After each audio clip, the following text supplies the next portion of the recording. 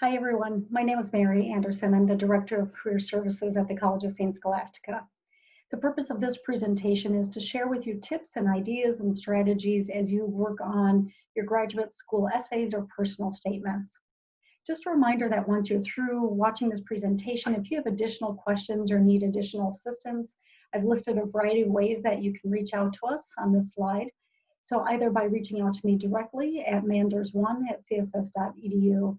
You can also submit documents to our resumes account. You can reach out for general inquiries for the careers account, or you certainly can go to our website for additional resources. Just a note that for the purpose of this presentation, we complete research looking at what graduate schools are looking for in essays. We talk to people who work in those different areas and try to compile that all together in one presentation. That being said, every program, every individual has different perspectives and different advice. We encourage you to not only seek out to career services for review on these essays, but utilize other support services as well. For example, you might reach out to a writing center, you might ask a faculty member to review your essays, you might ask someone from your field to give you feedback as well. In the end, the goal for all of us is to make sure you don't feel like the person in this cartoon, that we take away some of the frustration, that we give you enough guidance and structure that you can move forward with the writing process. So with that, let's get started.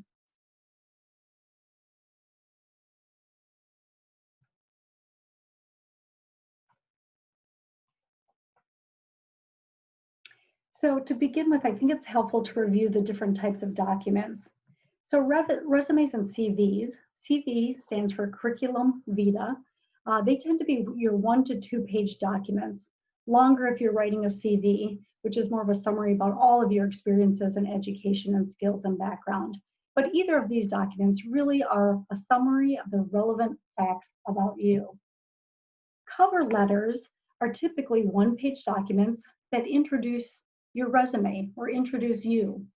It really shares with the reader why you're interested in the position or the organization. It's usually a place where you make the case of the connection between your background and the role for which you are applying. Personal statements, on the other hand, are short essays required for graduate schools. They tend to be called statements of interest, graduate essays, graduate statements. In any case, they are all short essays demonstrating your interest in the field or in their particular graduate program. The essays focus on your background and your career goals. You are sometimes answering very specific questions or sometimes generic questions asked of the graduate program. Consistent for all types of documents is that they are a representation or an example of your strong writing skills. So make sure you leave time for several drafts and proof to ensure no typos, no errors. The personal statement is unique because it's the part of the graduate application where they really get to hear from you. References write about you, grades are assigned to you, GRE scores are scored for you. This is your opportunity to speak for yourself, the chance to share the more intangible parts of who you are. So whether you've been asked to answer a real specific question or an open-ended question, and likely you'll probably receive both of those in an application process, it's your opportunity to create a persuasive vision and a personal portrait of you. When asking graduate and professional schools what they're looking for most in an essay, one of the most consistent responses we receive is they're looking for verification that the program is a good fit for you and they're a good fit for what you're looking for. Each program has a different area of focus, or maybe faculty researching specific areas, maybe some type of specialization within the program. Therefore, part of the essay is really you demonstrating an understanding of the program and how it fits you and your goals. So when you write, you can demonstrate this with really direct comments about the alignment, or sometimes less explicitly by showing how your experiences fit with the program and its focus. The goal overall then is to tell your story really well. So I'd have you begin by thinking about broadly about your experiences: academics, research, projects, internships, volunteer athletics, music, leadership, any special interests, and any part-time jobs. Think about what you've done up until this point in time. Next, really consider starting with a brainstorm. If you're a verbal processor, start with a friend or a family member. Have them ask a few questions using some of the prompts on the screen and just share your story. Talk, respond without trying to filter or make it a perfect essay. If you're someone who's more of an internal processor, do the same thing, but do it through journaling or sketching out your ideas. Once you've done that, consider what the common thread is between all of your stories, what you said, what you sketched, what you journaled about. Can you identify a theme? How can you connect your past and your present together in some kind of coherent essay?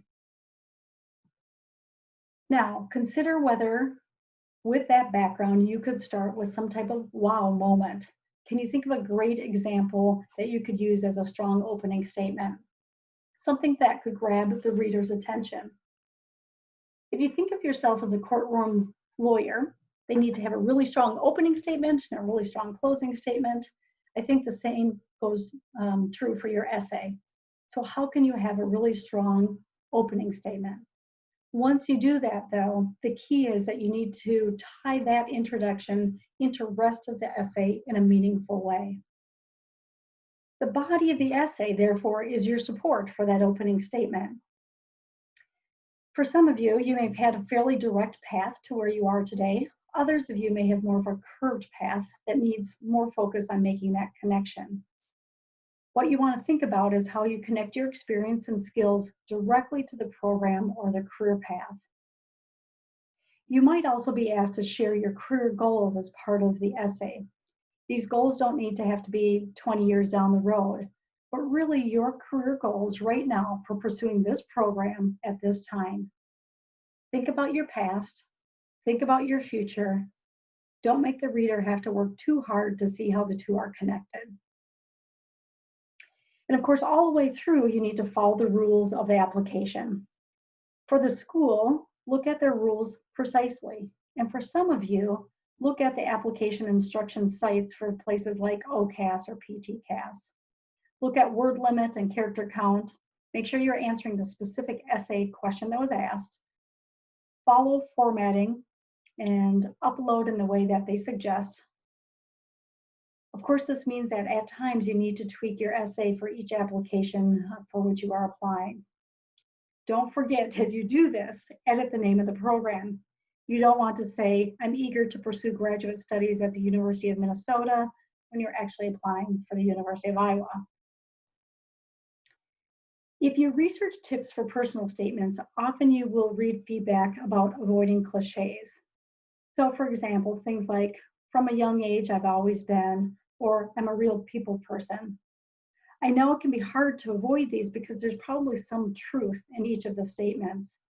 However, the goal is to craft these ideas in a way that's really interesting and authentic and unique to you.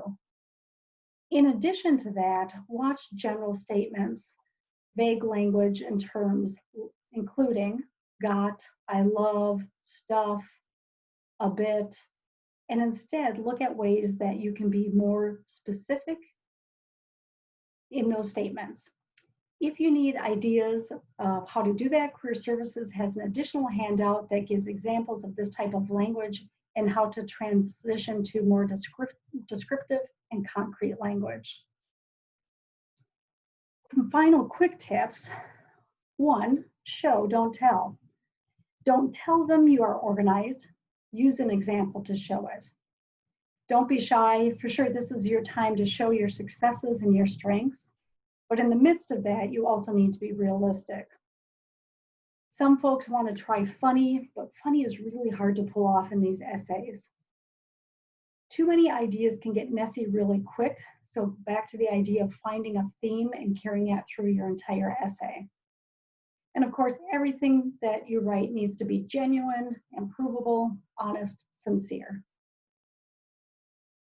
Are you still feeling a little stuck? Here are a few more ideas or a few more prompts to get you thinking.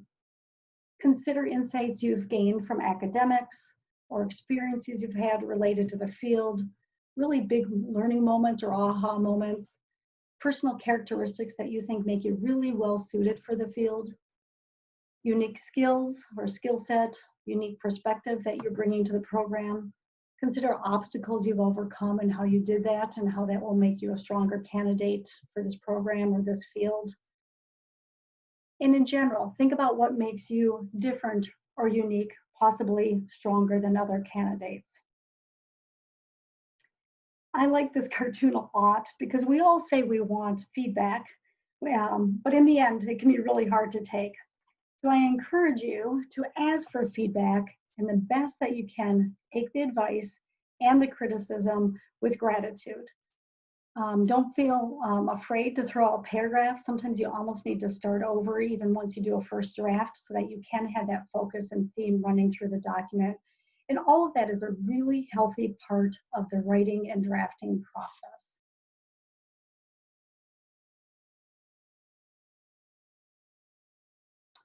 So with that, the last thing I share with you is that you're not alone in the process. Do not hesitate to reach out to others. We are here to assist you. We're here to guide you and provide you great feedback. We look forward to hearing from you.